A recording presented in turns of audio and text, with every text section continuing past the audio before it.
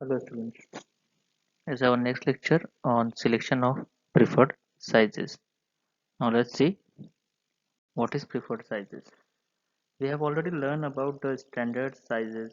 Okay, standards are very important in designing for any component.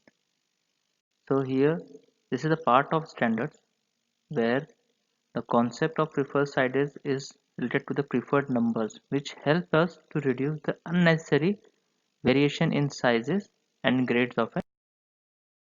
Now let's see. The scientist, or you can say the engineer named the Charles Renard.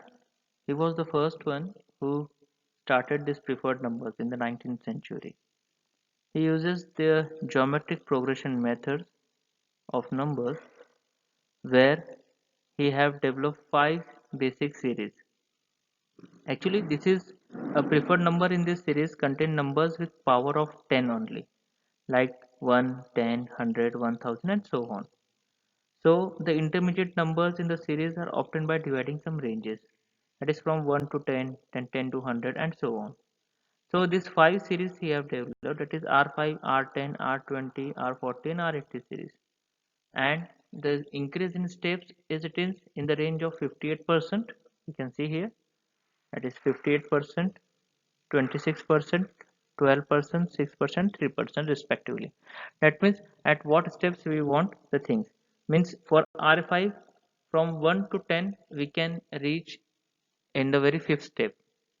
Now let's see how this series has been developed. Okay. Now as I want to show you something the importance of preferred series. Why it is important, as I told you that it reduces the unnecessary variation in sizes and grades of an article. Okay. Now let's see the table of series R5 series. You can see here the fifth root of 10 is there. Okay. If you use the calculator, you can check it out that fifth root of 10 is 1.58. That is this 58%. Okay. 10th root of 10, that is for R10, it is 1.26. It is 26%. Then R20, 20th of root 10, 1.12. That is a 12%. Okay. Here it is 12%. Then 40 root of 10, that is R40 series, it is 6%. Okay, like the same is for 3% for R80 series. Okay, now you get that how this series has been developed. Now its importance is in everywhere. For manufacturing industry, it is really, we are really unknown that the user will need this product at what range of sizes. You can just imagine for the diameter of a rod. The diameter of a rod can be from the range of 1, 1.2, 1.3, 1.4. Like this also we can manufacture. But if user are not going to take that product, then what will be the manufacturer will do? That's why they decided to make a product with this progression method. So this helps the user to select the product also based on the company standard. Right? This is the step number 1. Okay, first, second, and you can see 3, 4, 5 and 6 step. Initial was the one that is a 0 level step, and after that in the fifth step we get the 10th. So as I told you that 1 to 10 we can reach in very the fifth step. Here it will get double. You can say intermediate numbers has been inserted here. Then here between these two numbers one intermediate number is being there. Then between these two one intermediate number is there. So like this the intermediate is being inserted. That means the variation or the variety of product can be increased by increasing the progression methods. Hmm? So this is how we can do it. Now as I told you, that is the two method, that is derived series and the basic series.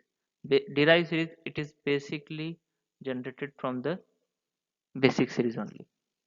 So the derived series we can say that R10 by 3 if I suggest, then 1 to 1000 it will indicate a derived series comprising of every third term, that is R10. As I told you, that is the fifth step.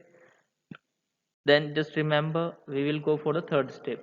Then 1, 1.5, then or you can say 1, 1.05 was there.